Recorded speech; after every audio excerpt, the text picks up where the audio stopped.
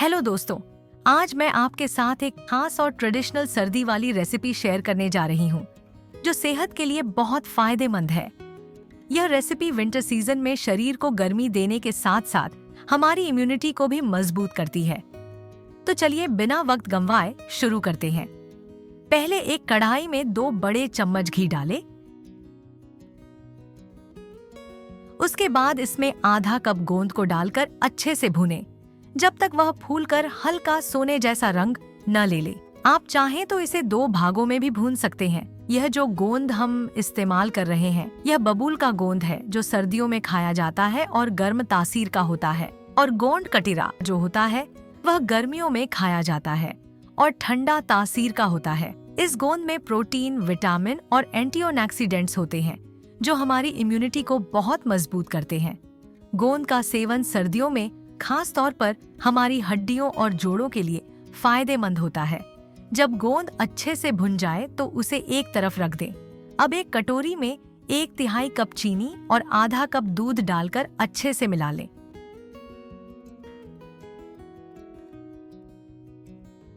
अब इस मिश्रण में भुने हुए गोंद को डालें। सर्दी, जुकाम, फ्लू जैसी मौसमी बीमारियों में यह गोंद बहुत राहत देता है। जब आप इसे दूध में डालेंगे तो यह दूध को सोखना शुरू कर देगा। इसे 10 मिनट तक ऐसे ही छोड़ दें। इस दौरान गोंद के गुण दूध में घुलकर आपकी सेहत को मजबूती देंगे।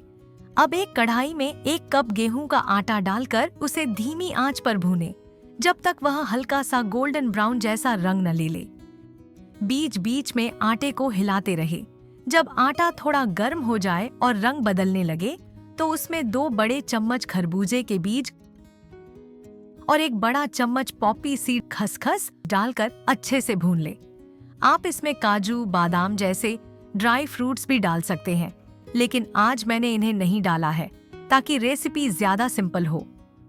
अब उसमें 2 से 3 बड़े चम्मच घी डालें और अच्छे से मिला लें।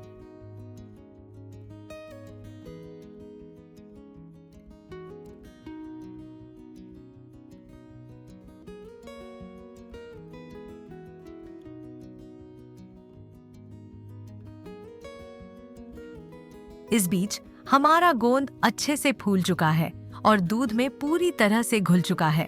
अब इस मिश्रण को मिक्सी में पीसकर एक स्मूथ पेस्ट बना लें। अब इस पेस्ट को भुने हुए आटे में डालें। गैस की आंच को बहुत धीमी रखें और इसे अच्छे से मिला लें। अब इसे 5 से 7 मिनट तक अच्छे से भून लें।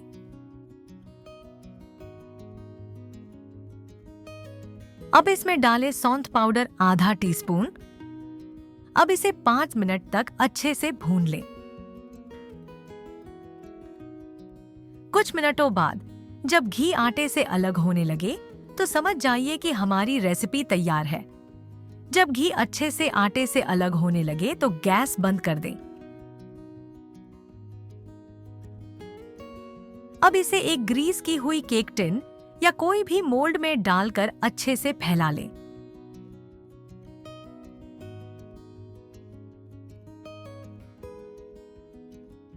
अगर ज्यादा घी निकल रहा हो तो उसे हटा दीजिए।